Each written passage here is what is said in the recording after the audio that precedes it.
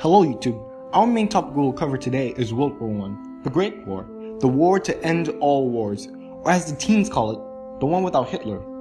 World War I had fundamentally revolutionized the way we fought wars, but in reality, it was just a bunch of royal family feuds.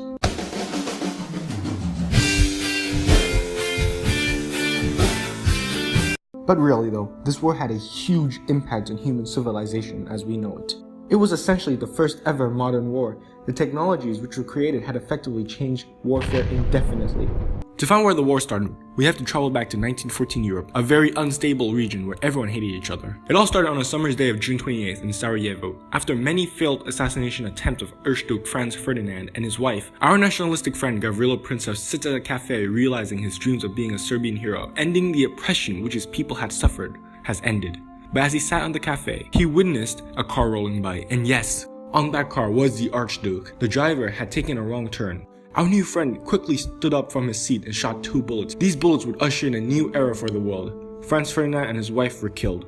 This led to the July Crisis. Franz Ferdinand was the heir to the Austro-Hungarian throne, and with his death comes many demands of compensation. Serbia was not able to meet these demands. This led Austria to soon declare war on Serbia on July 28th of the same year, and thus World War I had started. Russia soon declared war on Austro-Hungary, and then Germany declared war on Russia. However, Germany came prepared. It had made a plan, though ambitious, would win at the war. Prior to the war, Russia had made an alliance with France and England, the Triple Entente, and the Schlieffen Plan would destroy this alliance. The Schlieffen Plan was to quickly march west through the lowlands of Belgium and the Netherlands to take out the French. This had failed miserably as Britannia quickly declared war on Germany. This leads us to 1916, where we saw a huge push by the Allies in the west.